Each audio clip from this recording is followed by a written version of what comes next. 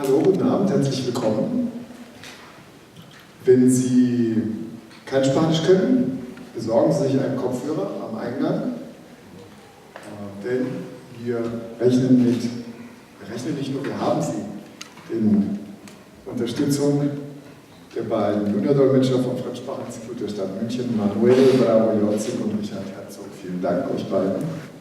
Ja, herzlich willkommen zu dieser Veranstaltung im Rahmen des Comic Festivals. Vielen Dank, Heiner Wünstedt, dass wir dabei sein dürfen.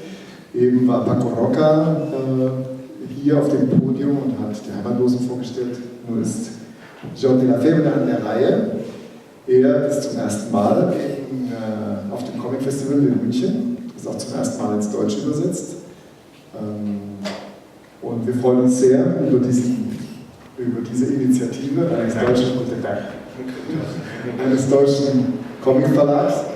Lili ist ein großartiger Roman, ein Graphic Novel, der großen Erfolg bereits hat in Spanien, aber auch in Frankreich und Belgien, wo Jordi Lafebre sehr aktiv ist und ein gutes Kooperationsnetzwerk schon aufgebaut hat.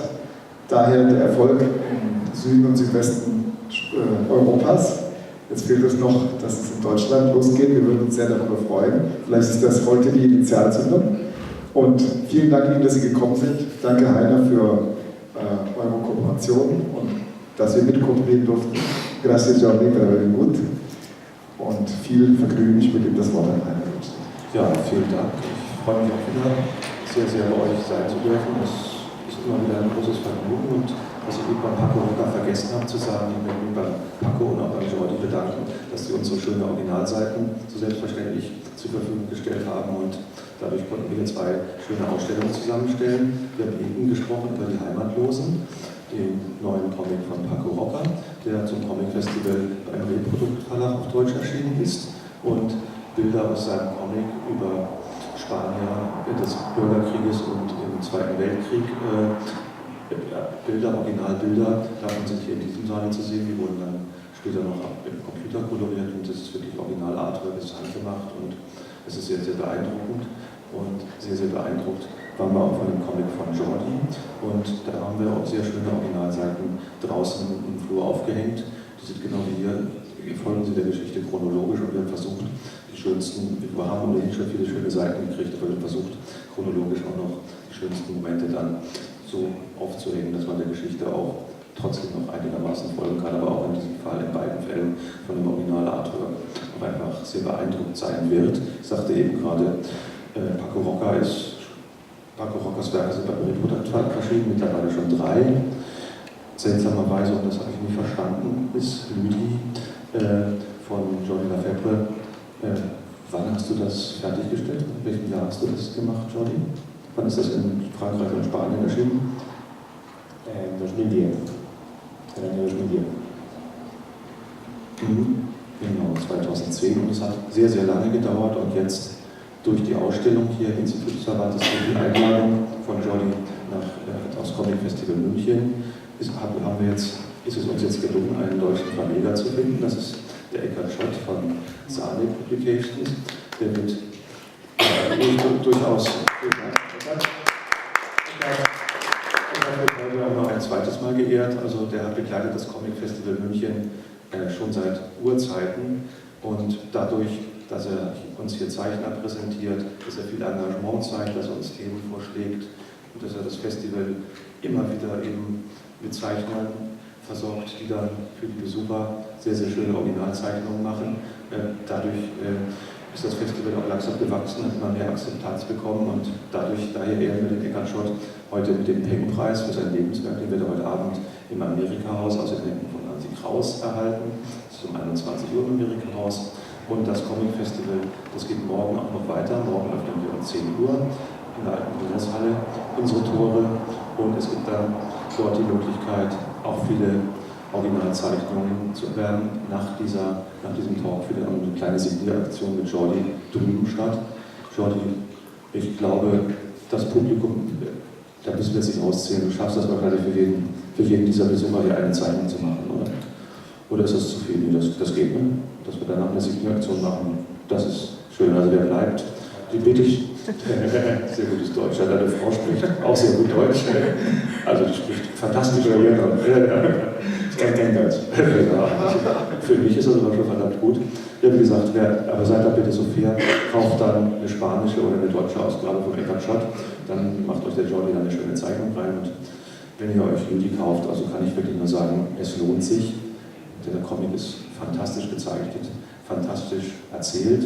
Vielleicht, Jordi, erzählst du mal kurz, worum es geht in der Geschichte und wie du dazu gekommen bist. Dein Autor ist ja Cidru, das ist ein Belgier, der mittlerweile auch in Spanien arbeitet und der kam auf die Idee, der kam mit der Geschichte auf dich zu. Ne? Oder wie hat sich das entwickelt? Guten Tag. Bueno, en realidad, Lidi es un ejemplo todavía hoy de unas pequeñas paradojas del mundo editorial, porque antes que Cidru y yo nos conociéramos y decidiéramos hacer este cómic, que llevaba 5 o 6 años en un cajón olvidado, que ningún editor quería Lidi. Habían leído el guión y nadie quería este guión. Todo el mundo decía, es muy triste, muere un bebé, una madre soltera, muy extraño. No lo queremos, nadie quería este cómic. Así que Cidru lo había escrito entero, porque es un apasionado de la escritura, tenía otros guiones publicados, pero no conseguía encontrar un dibujante ni un editor. Así que estaba en un cajón esperando que alguien nos sacara de allí, ¿no? Es curioso porque al fin y al cabo es un libro sobre un bebé que no llega a nacer y le costaba nacer también al libro. Entonces, Cidru y yo nos conocimos un poquito antes de decidir hacer este libro. Cidru vive en España, como yo, y había visto mi trabajo allí. Me espero. No hace falta. Había visto mi trabajo allí y se puso en contacto conmigo por mail. Otra sorpresa, porque en realidad Cidru lleva muchos años trabajando, tiene muchísima obra publicada, algunas de ellas incluso son un éxito, y que siga buscando a jóvenes dibujantes sin trabajo, para mí es un honor, ¿no? Es como un director de cine que está publicando sus películas en Hollywood y luego se va al teatro de barrio a ver si encuentra un nuevo actor. Es curioso, en lugar de hacer castings de superestrellas, él sigue yendo a buscar nuevos talentos.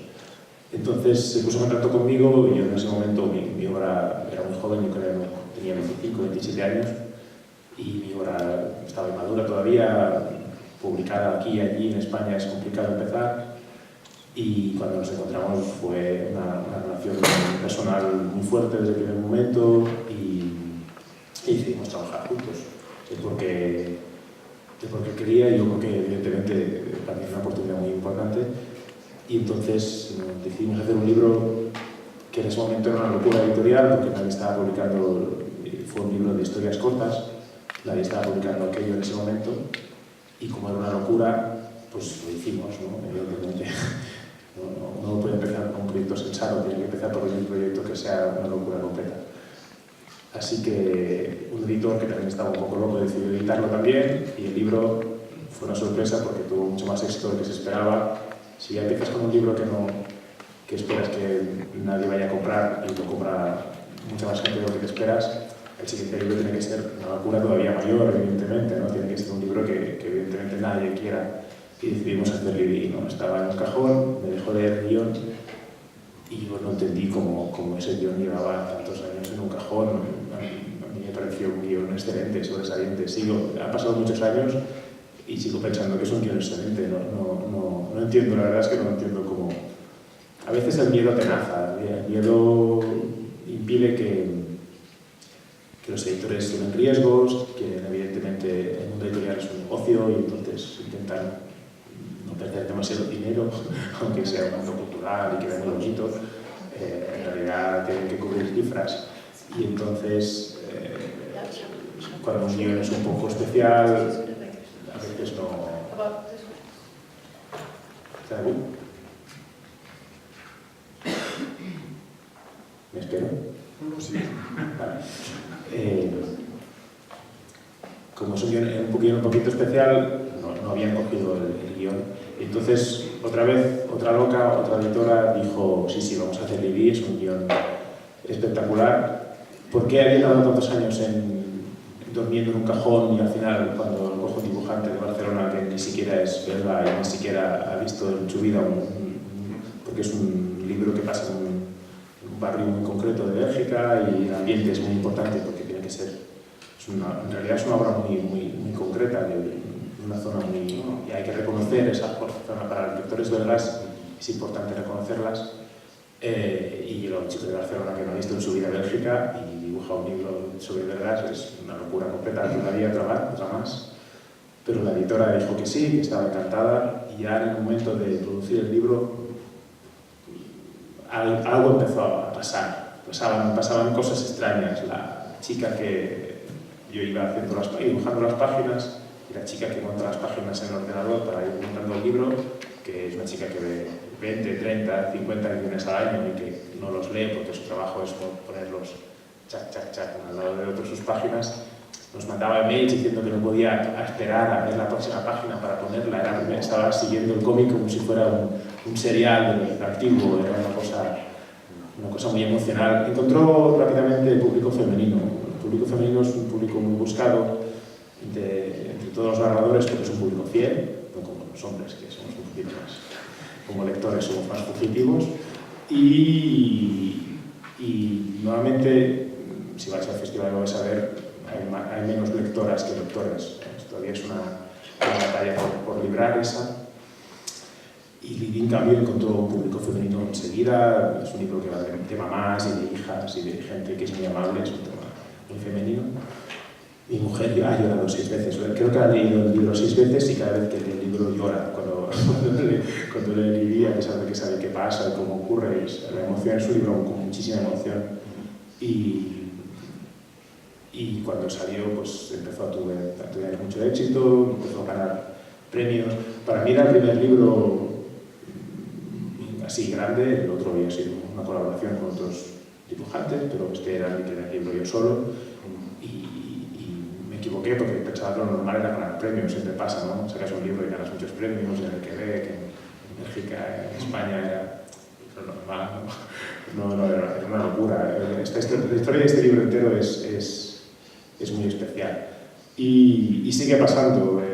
Años después, ¿qué editor decide publicar un libro mío en alemán? Evidentemente es Lili, ¿no? De todos los libros que hemos sacado después, Lili sigue teniendo su propia vida, ¿no? Yo estoy convencido de que voy a tener 60 años, haber hecho 40 libros como mínimo y vendrá alguien a la cola a decirme Lili, estoy convencido, es un libro especial. Ja, ich erzähle vielleicht noch mal kurz, worum es bei Lili geht. Also das spielt, ich hätte auf Frankreich getippt, aber für mich war das, ja, in Spanien hätte es nicht spielen können. Es spielt in einem Europa ganz offensichtlich vor dem Zweiten Weltkrieg und da gibt es eine Frau, Camille, die ist schwanger, man weiß aber nicht, von wem sie schwanger ist. Das erregt nicht gerade sonderlich viel Sympathie in der Nachbarschaft, aber als sie dann auch noch ihr Kind nicht zur Welt bringt, sondern die gestorben ist, da ist das natürlich sehr, sehr problematisch, die ganze Situation. Und sie versucht sich dann reinzuretten, indem sie vorgibt, dass das Kind dennoch da ist und ja, ein fiktives Kind dann quasi aufzieht. Dadurch erregt sie erstmal Befremdung in der Nachbarschaft, aber so nach und nach fängt die ganze Straße, die lustigerweise auch noch Straße des Kindes mit dem Schnurrbart heißt, beginnt die ganze Nachbarschaft dann eben auch so zu tun, als wenn dieses Kind nun wirklich da ist. Und Jordi sagt es eben, das ist halt eine nicht sehr gängige Geschichte, die setzt sich mit Kindtod, mit Ängsten auseinander und das auch sehr, sehr, sehr, sehr emotional und war es wirklich schwierig dafür, einen großen Verleger wie Dago zu begeistern und hast du wirklich erst mit dem Zeichnen angefangen, nachdem der Verleger gesagt hat, okay, das Drehbuch, die Geschichte ist okay, oder hast du drauf losgezeichnet, bevor ihr einen Verleger hattet?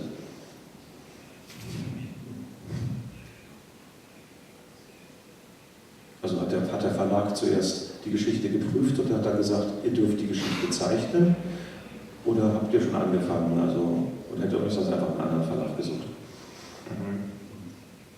No. La editora, en este caso, Lili el guión estaba escrito, como ya he dicho,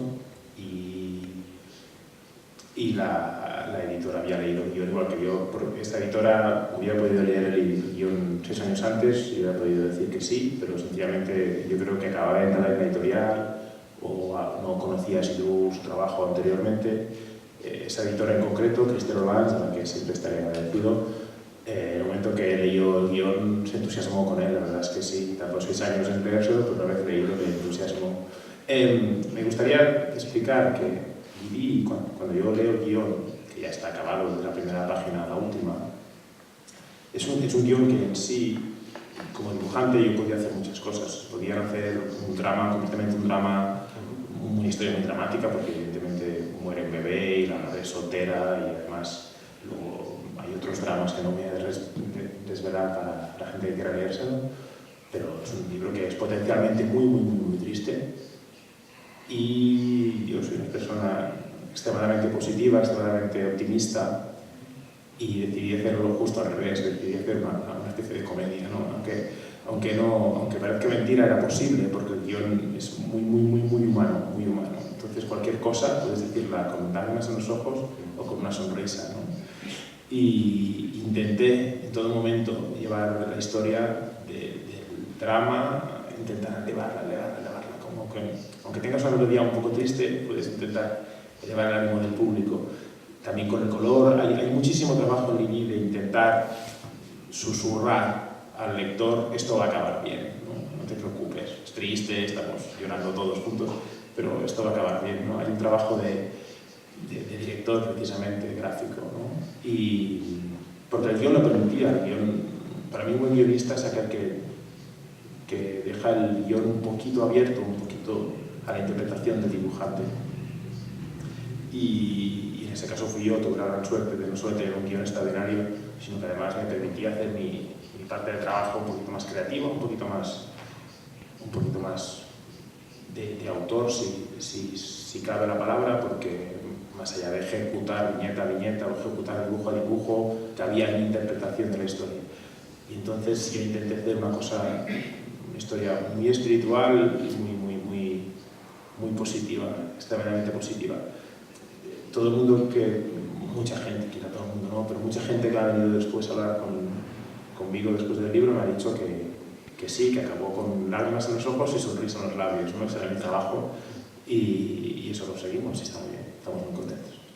Entonces, la editora en ese momento, cuando leyó el guión, no sabía qué iba a hacer yo, pero tiene unos dibujos, no se me da mal dibujar, a veces hay un dibujo que me sale bien, y entonces las primeras páginas ya se veía que había una química especial en las páginas y aceptó el guión enseguida, la verdad es que sí. Y ya era una editorial muy grande, ya era Dargaud, que es quizá, si no la más grande, una de las más grandes del mercado franco-belga, sin duda.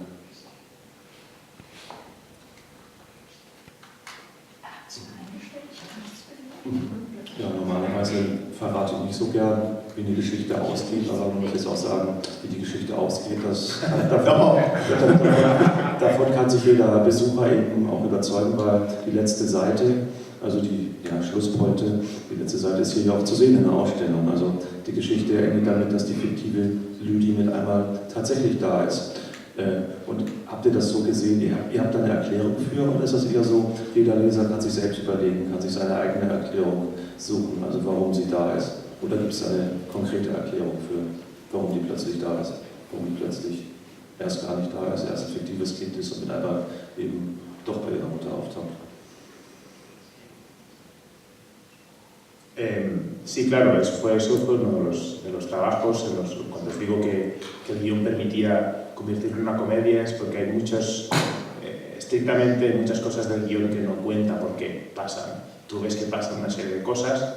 En realidad la historia gira cuando la madre pierde el bebé, luego pierde un poco la cabeza y cree que el bebé está vivo. Lo normal en un mundo racional, hoy en día, en 2015, lleno de papeles, lleno de gente que hace informes, diría: el bebé está muerto, señora, usted se va a un hospital, un psiquiátrico. Pero la gracia del libro es que en 1932 una madre pierde el bebé, cree que su bebé está vivo y entonces todo el mundo empieza a hacer como que vale, que el bebé está vivo, y entonces cogen al niño en brazos, juegan con el niño, la niña acaba de 6 años, va a la escuela, y la niña va a la escuela, la niña que no está, tú no la ves, no es ninguna niña, pero va a la escuela, todo el mundo hace como que la niña está viva, en realidad es Lily, la niña es Lily, no es la madre, Lily es la protagonista, Lily es la protagonista de la historia, aunque no la veamos en ningún momento. Esas cosas que van ocurriendo que no te saben explicar por qué, Dios no explica por qué pasa eso, pero pasa, ¿no? El lector va siguiendo la historia, se va encaprichando con los personajes y entonces mi trabajo fue, si era posible, todavía sembrar más dudas al lector de por qué estaba ocurriendo aquello, ¿no? Hay un punto mágico, es un punto de que solo las personas juegan el papel de que realmente hacen ver que está muerta, pero hay un momento en que quizá el propio lector empieza a dudar en serio, yo estoy viendo cosas raras, ¿no? Hay niños que empiezan a dibujarla, ¿no? Ocurren cosas, ¿no? Y mi trabajo fue precisamente crear verosimilitud a algo que el lector está viendo que no es verdad, pero que sin embargo, como es un cómic, te lo acabas creyendo, ¿no? De eso va en realidad.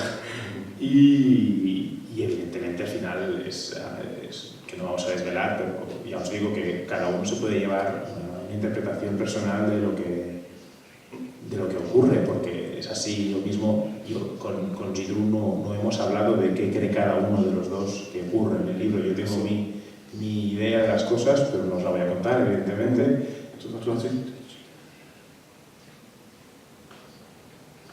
Du hast ihn nie gefragt, du hast den Autor nie gefragt, was meinst du damit? Also, ihr habt da wirklich nie drüber gesprochen. Das war völlig klar. No, en absoluto. No, ni yo le he contado a mí, en absoluto.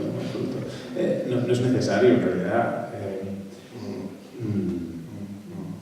Tus amigos pueden estar tomando una cerveza y los dos saben que es una noche muy divertida sin explicar al día siguiente lo bien que lo pasábamos ayer tomando una cerveza. No es necesario. El libro salió bien, los dos tenemos la sensación de que el libro tiene magia y yo creo que él tiene su interpretación. Zidrou incluso va a decir, no, es un libro, no va a quitarle importancia. Yo no, yo voy a jugar con el misterio y voy a decir que nadie de los dos exactamente tenemos una... Incluso a veces vienen lectores, me encuentran, ¿no? Y me dicen, claro, porque acaba... El final es esto, ¿no? Me encuentran un final que yo no había calculado en absoluto, que era un final que quizás sea posible la explicación, pero que yo no había caído en ella, y digo, sí, sin duda, quizás, ¿por qué no? No hay problema. Also Stanley Kubrick, der berühmte Filmregisseur, hat mal über das Ende des Films 2001, Odyssee im Weltraum, da wurde auch mal gefragt, was bedeutet eigentlich das Ende, was wir da im Kino gesehen haben. Und da hat er gesagt, ja, ich weiß das zwar, aber wenn ich Ihnen das verraten würde, dann würde ich den Zauber meines Filmes, die Magie meines Filmes zerstören. Und das ist sicherlich auch eine ähnliche Einzigartigkeit, die euer Band hat. Nun frage ich mich, der Zidrou, der ist Belgier, der lebt aber in Spanien. Und ihr habt die Geschichte in Belgien angesiedelt. Hättest du dir auch vorstellen können, dass die Geschichte in Spanien spielt? Und hat das auch eine gewisse Rolle gespielt, weil doch der französische und belgische Comicmarkt doch größer, bedeutender und finanzkräftiger ist als der spanische? Ja, warum spielt die Geschichte eben in Belgien und nicht in Spanien? Das wollte ich dich fragen.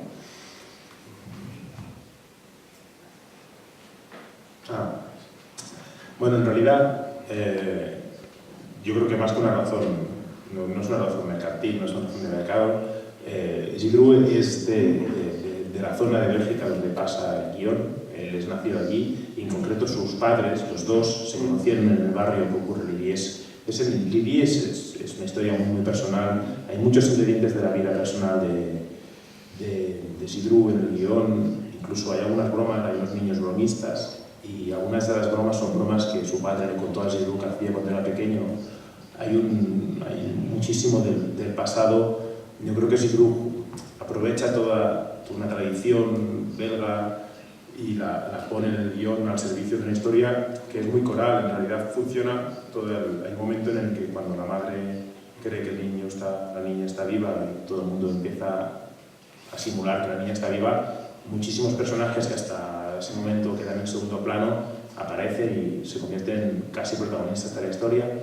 en esa aparición global de tantos personajes, ahí hay un bagaje, muchos caracteres, mucho tipo de bromas, un ambiente que Gibru cuenta que es muy belga. Yo no te lo puedo afirmar porque no conozco la zona como él, pero yo creo que usó la región que él conocía para precisamente hablar muy bien del ambiente. Hay un dicho universal que dice que si quieres hablar de todo el mundo, habla de tu vecino, ¿no? Pues en este caso es literal. En mi caso, que yo no soy belga, soy nacido en Barcelona, en el barrio obrero de Barcelona, yo me crié en una zona en la que muchos edificios fueron construidos de golpe y todos los vecinos fuimos allí a vivir de golpe. Y yo tengo muchísimos recuerdos de tener amigos, vecinos. Yo jugaba con la puerta abierta de mi casa, iba a la casa de la vecina a jugar y un poquito nos conocíamos todos. Tengo recuerdos de bajar a comprar sin dinero, porque me llevaba las cosas que hacían falta y mi madre al día siguiente compraba, cogía o pagaba lo que debía, o al revés. Era una comunidad que creció de golpe en un barrio obrero y hoy en día esto es imposible. Estoy hablando de los años 80 en Barcelona. Hoy en día nadie fía dinero, nadie deja la puerta abierta, esto no existe, ¿no? Es muy difícil conocer a tus vecinos. Y yo usé todos esos recuerdos para los gestos, para la manera de tratarse de los vecinos. No soy belga, pero creo que sé lo que es una comunidad de vecinos y creo que sé lo que es un buen ambiente en una calle, y usé todo eso para el libro. Entonces, Gibru llevó el guión a su terreno para estar más seguro y yo llevé dibujo a mi terreno para estar más seguro. Nadie me ha dicho nunca, todos los personajes tienen cara de barceloneses, pero en mi corazón hay muchos recuerdos de ese aspecto. Es ist ja nun auch die Geschichte über ein Kind, was quasi durch Geburt zur Welt kommt, ein totes Baby. Das ist ja auch eine sehr,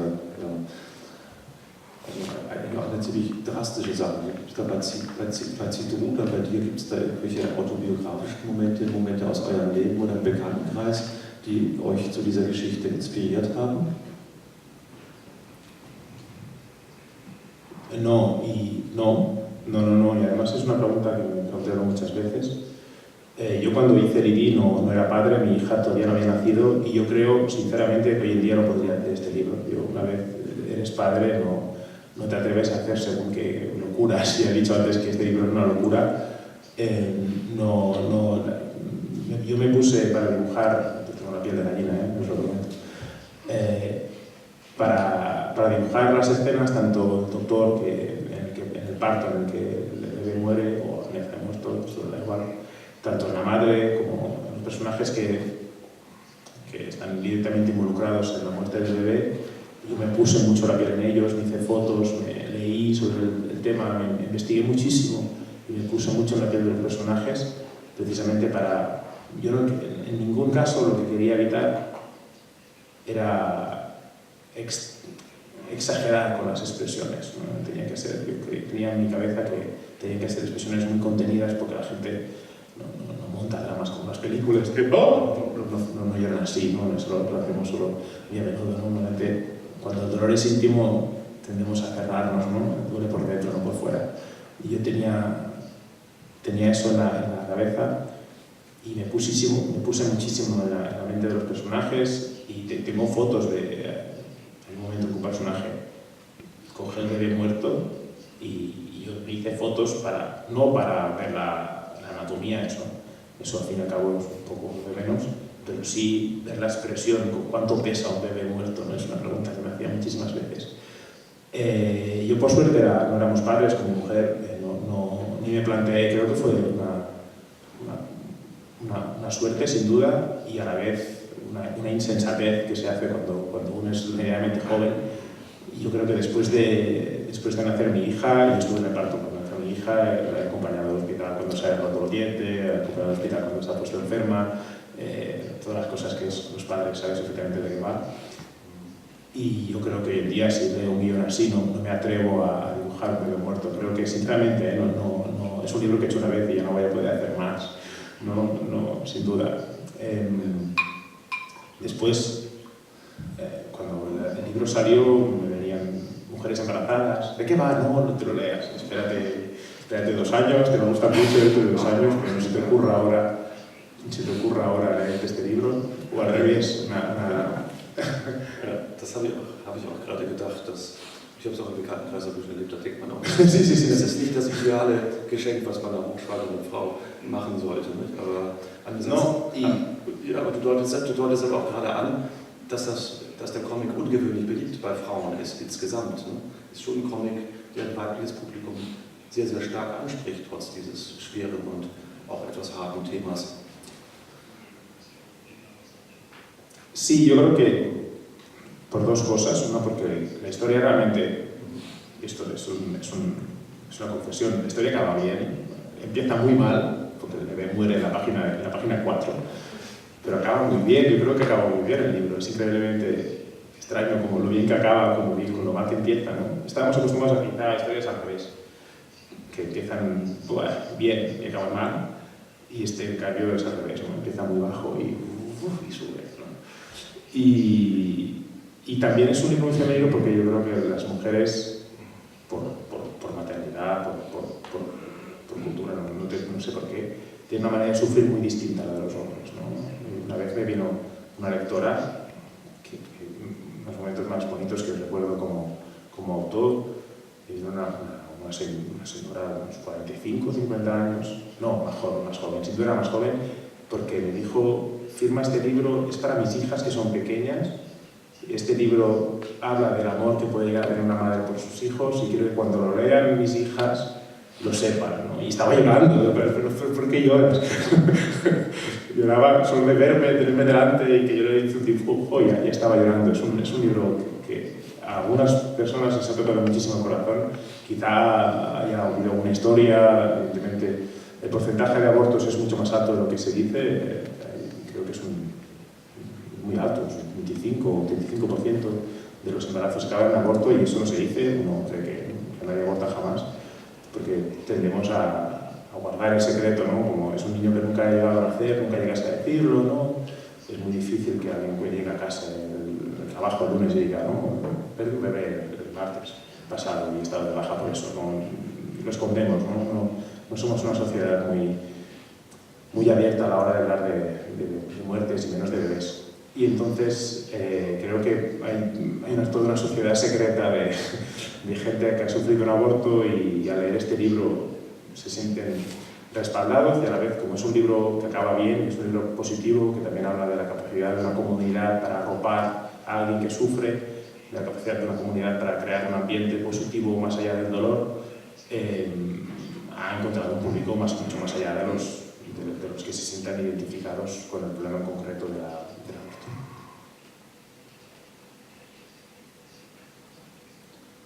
Ja, der Comic ist auch erstaunlich dadurch, dass der ja eigentlich im allerfeinsten franco-belgischen, französisch-belgischen Zeichenstil ausgeführt ist und er in diesem Stil erwartet man eher eine putzige, niedliche Geschichte, und dass er dann doch, zumindest am Anfang, so hart ist. Und wer sind denn deine Vorbilder für deinen Zeichenstil? Welche Zeichner haben dich früher besonders begeistert und besonders inspiriert? Waren das spanische, französische, belgische Zeichner?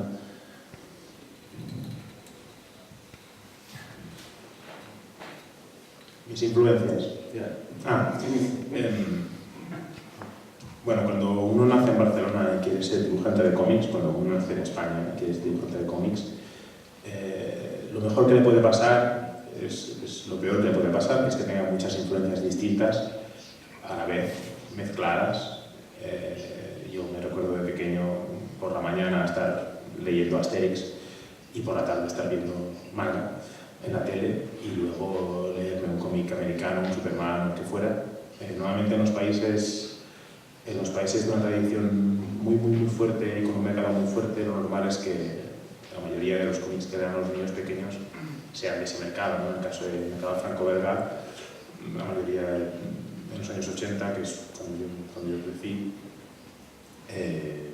apenas llegaba el manga en Francia, pero en España por la Dragon Ball y las series manga eran lo que estaba más de moda entre los niños de mi edad, y luego los Asterix y luego de todo. En España hay de todo tipo de cómic, precisamente porque no otra paradoja, porque no hay un mercado fuerte de producción propia, lo compramos todo, ¿no? Venga. Entonces, yo creo que para mí mi recuerdo más fuerte es Asterix. Sin duda, Asterix fue el cómic que consiguió que yo quisiera dibujar cómics cuando era grande, cuando era mayor. Y entonces, luego hay un cómic que me cambió completamente la manera de ver el cómic, que fue el cómic de esta vez sí, un autor español, Ignacio Prado, Trazo de Tiza, porque yo estaba acostumbrado a ver gente que se peleaba, gente vestida de manera extraña, con poderes, buscando dragones mágicos o cómics de peleas o de cosas un poquito fantásticas, y Miguel Prado, con su Trazo de Tiza, planteó un cómic de personas que tienen relaciones sentimentales complejas pero humanas. No hay nadie que empiece a volar, nadie hace nada extraño. Luego hay un misterio, pero es un misterio que entra dentro de los misterios humanos, digamos, ¿no? Y ese cómic también dibujado, también planteado, tan bien escrito, porque además la prosa es extraordinaria. Miguel Prado, quien no lo conozca, es un autor absolutamente imprescindible, que en España es un pilar para todos. Ese cómic cambió mi manera de entender el cómic, porque a mí no me interesan mucho, sinceramente, las historias sobre gente con poderes y pistolas y guerras galácticas y futuro. Eso no va conmigo, no son mis gustos, y yo creía que no iba a tener nunca un espacio en el mercado de cómics, porque creía que todo el mundo solo había cómics de ese tipo. Y cuando leí Trazo de Tiza de Miguel Prado, dije, pues no, hay cómics como los que yo quiero dibujar, esto existe, me parece perfecto, vamos allá, ¿no? Aunque seamos pocos, seremos felices. Y esa ha sido, básicamente, a partir de ahí, cuando empiezo a dibujar ya casi de manera profesional, cuando estudio cómics en la Escuela de Cómics de Barcelona, ahí entra una lista infinita de autores que me interesan por cualquier cosa. El estilo, hay los autores. Ahora voy a decir una cosa un poco extraña, pero es una conferencia, pues es un momento de decir cosas extrañas. Yo creo que los autores hay tres partes: la parte que todo el mundo ve, la tinta, ¿no? La técnica, el dibujo, el sombreado, el color, son cosas técnicas que podríamos identificar un poco como la piel de alguien o la ropa que lleva puesta, ¿no? Es lo que vemos por la calle cuando nos cruzamos a alguien por la calle, y es primero en lo que se fijan los adolescentes, en lo que nos fijamos los autores noveles. Luego entra un poquito la parte un poquito más interior, que es lo que llamamos el hueso y el músculo, que es la técnica del dibujante, si es capaz tiene un repertorio amplio de técnica de perspectiva, de iluminación, de anatomía del personaje, capacidad de expresar distintas facetas del ser humano, y eso ya es un poquito lo que nos fijamos los estudiantes cuando ya queremos aprender a dibujar.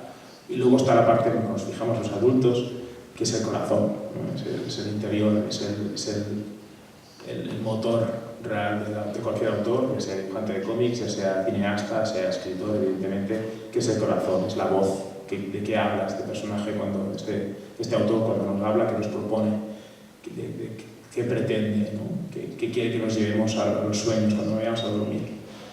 Y entonces, durante toda la faceta de estudiante, tengo unos recuerdos bellísimos de esa época, porque tienes un montón de tiempo para equivocarte y un montón de tiempo para cambiar de estilo, y puedes cambiar de opinión 5 veces al día, ¿no? Nadie te lo reprocha.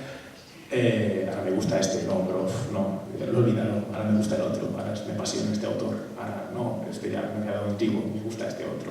Nos pasamos el día así los estudiantes de cómics. También los escritores, supongo, los pintores o así. En esa época tuve muchísimas influencias, desde toda la grandísima tradición de autores españoles, que quizá yo admito que no conocía demasiado. En España hay una tradición enorme de dibujantes y de autores de cómics. Luego, evidentemente, como el mercado franco-belga era por estilo y por proximidad, también por el tipo de historia que se cuenta, el mercado que me atraía mucho más que el americano, por ejemplo, pues empecé a estudiar todos los dibujantes, autores de cómic franco-belga que no conocía cuando era pequeño, que eran un montón, evidentemente Moebius, Uderzo ya lo he dicho, pero Franken, hay un montón de autores que, más allá de que los conozcas o no, en tu época de lector, vamos a decir, infantil, luego cuando te los pones a estudiar con ojos de profesional, su grandeza es infinita, ¿no? Nunca pararías de aprender leyendo sus trabajos. Y luego ya un poquito más adulto, cuando te planteas, como mismo yo ahora, ¿no? Que tengo un micro y estoy pensando, a ver qué dices, Jordi, tienes un rato y te están escuchando, aprovecha el tiempo. Cuando eres profesional y te das cuenta que tienes una página en blanco y te permiten dibujar, hay alguien que te paga para que hagas un libro, también te preguntas, te están escuchando, Jordi, a ver qué dices, no digas cualquier cosa, aprovecha el tiempo, aprovecha la oportunidad y te planteas cuál es tu voz, te planteas de qué quieres hablar y te planteas qué quieres dejar, qué pequeña huella, muy pequeña, pero qué huella quieres dejar en los lectores. Entonces, en ese aspecto, la lista de autores que me influenciaron es infinita. No te voy a decir, nos aburriríamos todos aquí si empiezo a decir listas de autores. Ja, du hast ja auch viel für den französisch-belgischen Markt gearbeitet, du hast für das Magazin Spirou gezeichnet. Das hat gearbeitet. Was waren das seinerzeit so für Geschichten und wie bist du an den Auftrag rangekommen, als spanischer Comic-Künstler für so ein französisch-belgisches Traditionsmagazin arbeiten zu können?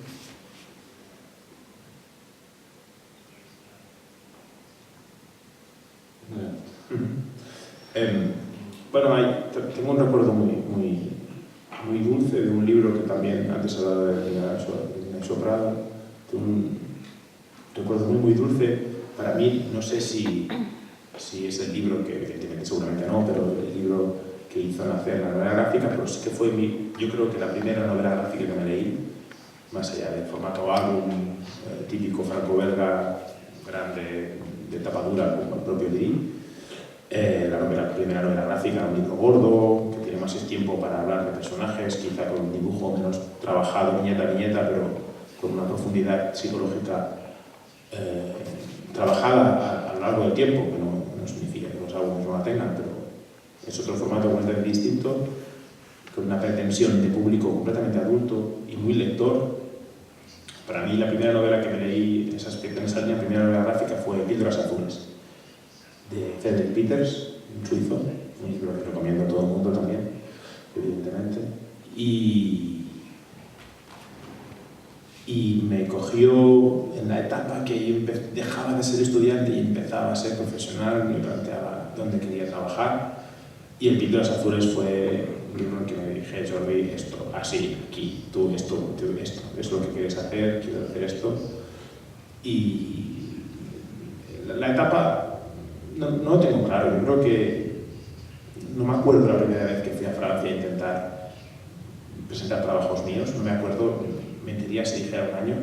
Sí que me acuerdo que cuando finalmente un editor me propone trabajar con él, yo ya llevo muchos años diciendo no, estás verde, eres joven, todavía no hablas muy mal francés, no nos interesan las historias sobre cualquier tema. Yo llevaba cada año carpetas, dossiers, dibujos, propuestas de proyectos año tras año. Dicen que madurar es aceptar la frustración del rechazo. No sé si yo soy una persona muy madura, pero como dibujante maduré en esa época porque estuve mínimo 7 o 10 años yendo cada año a Francia a proponer proyectos y 7 o 10 años recibiendo el mismo no, cada vez no, mentira, eran nos distintos, por razones distintas, pero siempre eran nos. Entonces, recuerdo la primera reunión en que un editor finalmente, gracias al guión de Sidru, eso ya lo he contado al principio, cuando decidimos hacer el libro juntos, incluso se puso en contacto conmigo, y eso fue una primavera, y luego el sí. Ay, gracias. Otra paradoja del mundo editorial. Ahora nosotros estamos aquí charlando y alguno va a mirar el reloj y va a pensar, bueno, ya llevamos 45 minutos hablando. En el momento que Sidru y yo decidimos hacer un libro juntos, el primer libro fue abril. Luego pasaron 9 meses hasta que un editor miró el dossier de la historia y dijo, vale, quizá publicamos esto, quizá, 9 meses después, quizá. Y al cabo de unos cuantos meses más, otra vez en abril, nos dijo, sí, vamos a publicar esto. El mundo editorial al principio es muy lento, muy lento, muy lento, muy lento. Yo no me puedo imaginar hoy en día un muchacho o muchacha que se enamore de un muchacho o muchacha y pretenda tener una cena con él, una relación con él, y tarde 9 meses en recibir un quizás, y tarde 3 meses más en recibir un sí.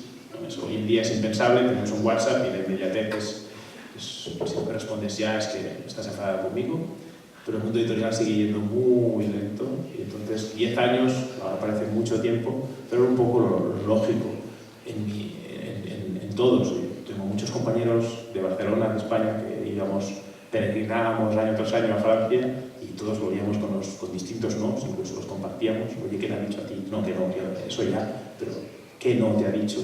No, que dibujo poco, no, que sombreo mal.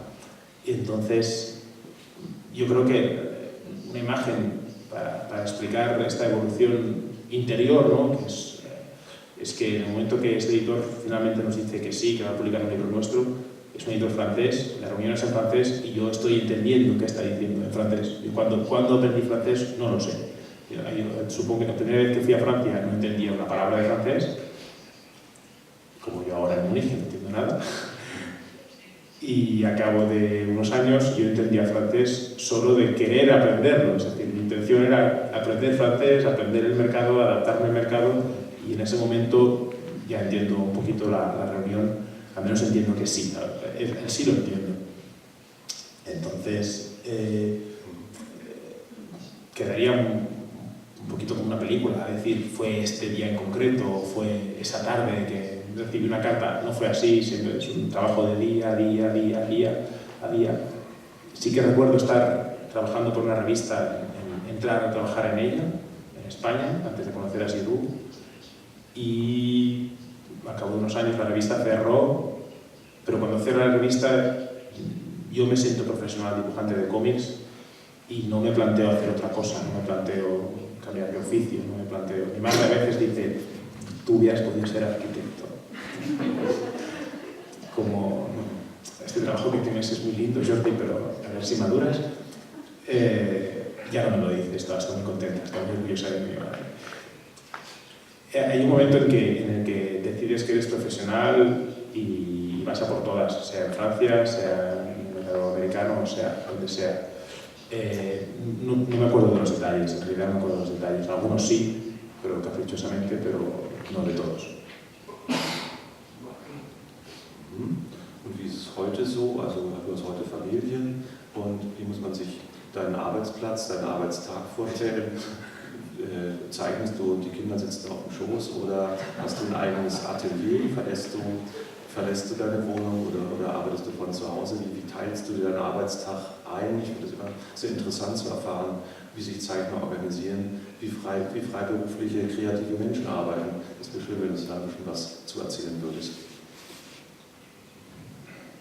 Claro, esto que voy a decir es todo verdad. Yo trabajo en casa porque me gusta perder el tiempo, aburrirme es una cosa que no soporto, y ya solo salir a casa y tener que caminar 10 metros me parece que estoy haciendo aquí. Voy a casa y dibujo, siempre he dibujado en casa, es una cosa que he hecho toda la vida en realidad. Tener que dibujar fuera es aprender una cosa nueva, dibujar en casa es lo que hacemos ya de pequeñitos. Y Barcelona es una ciudad muy cara. Sé que estoy en Múnich y sé que es una ciudad muy cara también. Lo he preguntado al taxista, pero Barcelona es una ciudad muy cara y los alquileres son muy altos. Así que no sé si algún dibujante va a poder explicar que tiene un taller y que se va allí a inspirarse, pero en Barcelona yo tengo una habitación muy pequeñita, que eso sí, está llena de mis cosas. Y mi hija ya sabe que allí no hay juguetes, a pesar de que hay muñecos y coches, pero no son juguetes, porque a papá le gusta tener muñecos en el estudio. Y me levanto muy temprano, muy temprano, porque el oficio de dibujante de cómics, como siempre el editor te va a pedir el trabajo perfecto, barato y rápido. yo sé trabajar de las tres maneras, pero nunca juntas. Puedo trabajar perfecto, pero no voy rápido. Puedo trabajar barato, pero no voy a hacer perfecto. ¿Y cuál es la otra? Rápido. Puedo trabajar rápido, pero sin duda no va a ser barato ni va a ser perfecto. Entonces, como a mí me gusta dejar los libros lo mejor posible, y sin duda no me pagan mucho dinero, voy muy lento, muy lento trabajando, muy lento. Y como voy tan lento, pues la única solución posible es dibujar muchas horas. Muchas horas que me levanto a las 5:30 de la mañana y a las 6 estoy en la mesa de dibujo. Ahora acabamos de cambiar de piso y yo creo que el vecino, que es un señor mayor, que sin duda tiene insomnio y no puede dormir porque está despierto a esa hora también a las 6 de la mañana, no debe entender de qué trabajo yo, porque ese tío está sentado en esa mesa con la luz encendida a las 6 de la mañana y no se levanta hasta las 8, que llevo a mi hija al colegio. Y luego cuando vuelvo del colegio de traer a mi hija a mi colegio, estoy hasta que acabo la página, hasta que acabo el trabajo del día. Prefiero no mirar el reloj. A veces es mediodía, a veces es las 5 de la tarde, a veces es más tarde. Eso, os estáis preguntando si eso es de lunes a viernes. No, eso es de lunes a domingo. Incluso en Navidades mi mujer me dijo: Jordi, estaría bien que vinieras un día de Navidad a una de las comidas de Navidad. Escoge, puedes escoger el día de Navidad o el día de los Reyes Magos, pero una estaría bien que te vieran mis padres. Y dije que sí, y fui. Paso muchas horas en la mesa de dibujo, no estoy exagerando, pero hay que cruzar una línea. Cuando uno tiene un trabajo tan peculiar y especial como dibujar cómics, uno intenta buscar alrededor soluciones, ¿no? Mucha gente, tengo padres de los colegios de mi hija, los padres a veces son funcionarios y trabajan hasta las 3 de la tarde, cosa que a mí no me pasa. A veces tienen un sueldo fijo y cobran por vacaciones. Yo no he cobrado en mi vida por vacaciones, sino dibujo, no gano dinero. Y lo que es peor, es broma. Ellos cuando salen del trabajo olvidan su trabajo y desconectan y se van a sus casas y hacen lo que quieren hacer. Yo no puedo desconectar. Yo estoy en la habitación del hotel y estoy viendo las hojas y cómo cae la luz y estoy imaginando cómo las dibujaría, y estoy en el avión y tengo una compañera que se está durmiendo y me fijo en el gesto, y la diferencia entre estar despierto y estar dormido es muy sutil, pero me gusta mirármela. Mi trabajo es mi pasión, es mi manera de entender el mundo. La línea es muy difusa. Mi mujer se enamoró de mí, creo, porque era así y lo tenemos aceptado. Y una vez leí un libro de un alpinista muy famoso, hoy en día es el mejor corredor de montañas del mundo. El deporte es una cosa que me apasiona, aprendo mucho del deporte.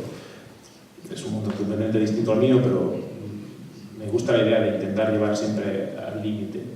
Y el corredor que os digo, Kylian Jornet, cuenta que es egoísta y que es consciente que es egoísta, que es una persona muy egoísta, y que cuando alguien se va a la montaña 9 meses a entrenar es egoísta, y cuando alguien sale a las 6 de la mañana a entrenar a una montaña nevada y que quizá no vuelva porque caiga por el precipicio y sin teléfono y sin tiempo de mandar un mensaje a nadie de casa, es egoísmo puro, es egoísmo. La montaña es más fuerte que yo y necesito salir a la montaña a correr, y quien me quiera va a tener que entender eso. Un poquito es así, un poquito.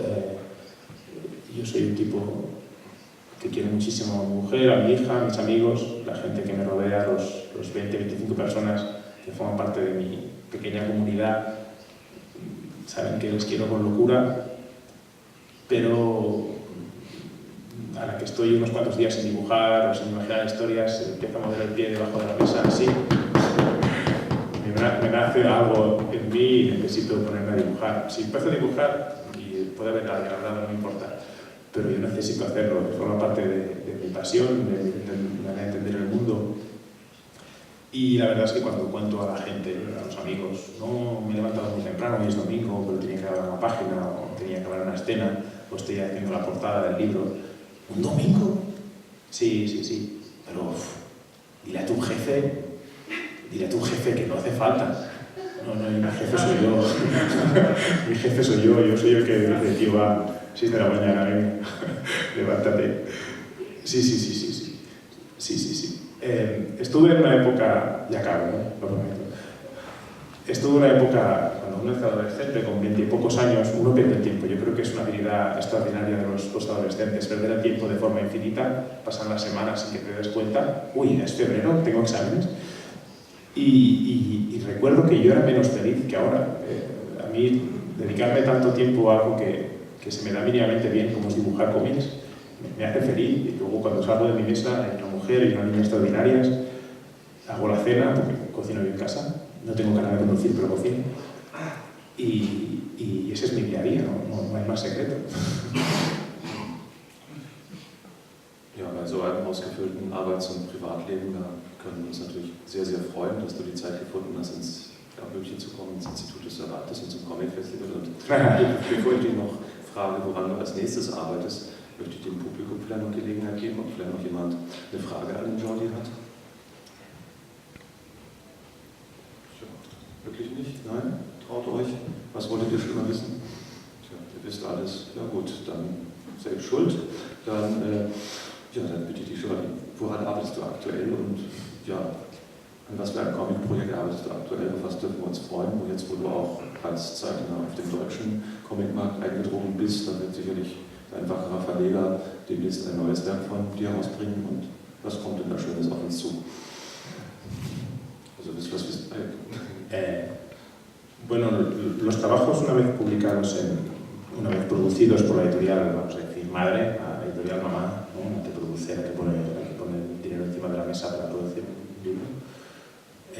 Luego hay muchos tipos de contrato, pero en mi caso no controlo lo que subvende las publicaciones en el extranjero, cuáles son y cuáles no son. Siempre depende de que haya un editor, en este caso aquí tenemos uno, pero con ID, pero siempre depende de que haya un editor interesado en tu trabajo. Como siempre, ¿no? Uno por querer una cosa a veces no es suficiente. Yo puedo querer tener todos mis libros publicados en alemán, que evidentemente quiero tener mis libros publicados, todos mis libros publicados en alemán, pero no depende solo de mí. Así que no te puedo responder qué vamos a publicar en el futuro en Alemania porque no lo sé, no tengo ni idea, es imposible, ahora mismo no lo sé. Y respecto a mis proyectos presentes, estoy muy contento porque también hay una pequeña evolución, una especie de historia que va evolucionando en mi carrera. Empecé con historias pequeñitas, con páginas, gags, ¿no? Para la prensa. Luego hice mi primer libro, fue un libro de historias cortas, de 8 páginas. Luego ya hice Lili, hicimos Lili, que es un libro. Luego publicamos La Mondaine en Francia y en España, que son 2 libros. Y evidentemente paso siguiente es hacer una serie. Voy a tener una granja final de libros, que es mi proyecto, tengo muchos libros. No quiero convertirme en editor, pero hemos empezado una serie sin final calculado. De momento hemos hecho el primer capítulo y voy a empezar cuando vuelva mañana. Me espera el segundo de la serie y estamos muy contentos. Es una historia familiar, como no podía ser de otra manera. Es una historia muy positiva, es una historia muy alegre. No es una comedia porque no pretende hacer reír, pero sí pretende, cuando uno cierra el libro, esté así un poquito más contento. Y ves esto. Y a ver qué pasa. Siempre es un riesgo. Antes os decía que el mundo editorial es muy lento. Cuando uno salta de su precipicio al mar, tarda 3 segundos en saber si va a caer bien o no. Cuando uno hace un libro, está cayendo un año. Durante un año no sabe si el libro va a gustar o no. ¿Qué está haciendo un libro? ¿Va a gustar o no? Es muy bonito el libro que está haciendo. Eso espero. Tú estás un año haciendo un libro sin que nadie sepa qué va a pasar con este libro. Luego hay figuras extrañas en el mundo editorial que son, por ejemplo, los jefes de ventas, que siempre están preocupados. Las ventas estamos muy contentos con las ventas. Las cifras son buenas. Las cifras es una palabra muy extraña. Para un dibujante, la palabra cifra es extraña, pero todo depende de las cifras, siempre.